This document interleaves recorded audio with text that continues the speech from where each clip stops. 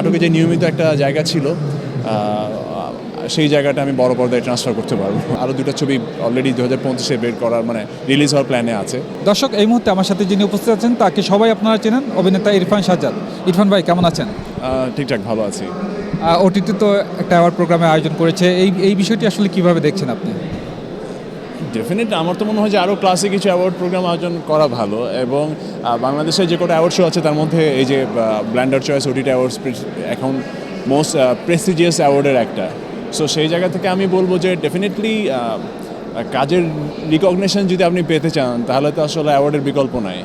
So এক একটা award এক একজন আর্টিস্টকে অনেক বেশি ইন্সপায়ার করে, মোটিভেট করে। সো সেই জায়গা থেকে এটা ডেফিনেটলি ইন্সপায়ার করার মতো।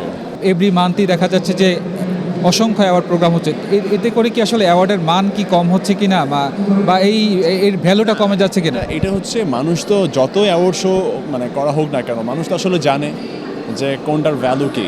হ্যাঁ, সো সেই জায়গা থেকে অনেক কোম্পানি এখন, সে ফর এক্সাম্পল আমার যদি একটা কোম্পানি থাকে, আমি চাইলে এটা অ্যাওয়ার্ড শো করে ফেললাম, বিভিন্ন আর্টিস্টকে অনার করলাম। সেটা এক একটা কোম্পানির নিজস্ব পার্সপেক্টিভ, সেটা তারা করতেই পারে, একটা অনার করছে আর্টিস্টদেরকে। বাট দিন শেষে আমরা তো জানি আসলে কোন অ্যাওয়ার্ডসের বা কোন অ্যাওয়ার্ডের ভ্যালু কতটুকু। যেহেতু এই বছর প্রায় শেষের দিকে, এই বছরটা কেমন গেল? এই বছর আলহামদুলিল্লাহ so far so good.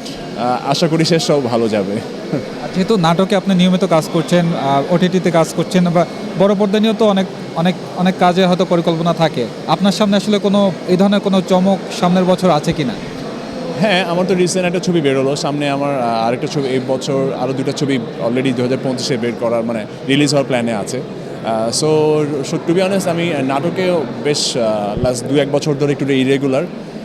So সেই জায়গা থেকে আই হোপ নাটকে যে নিয়মিত একটা জায়গা ছিল সেই জায়গাটা আমি বড় পর্দায় ট্রান্সফার করতে পারবো। দেখা যাক।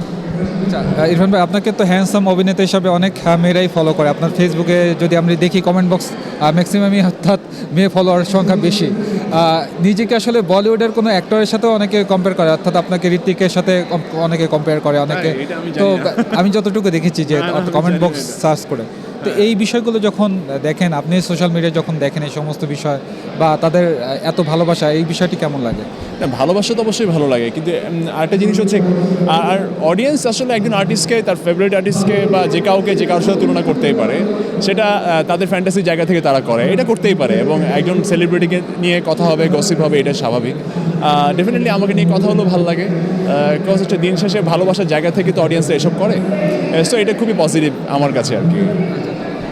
যেহেতু নাটকের মানুষ বা অভিনয় জগতের মানুষ, নাটক, সিনেমা, ওটিটি সব জায়গায় কাজ করেছেন, আসলে আপনি যদি এই অভিনয় জগতে না আসতেন, কি হবার ইচ্ছা ছিল?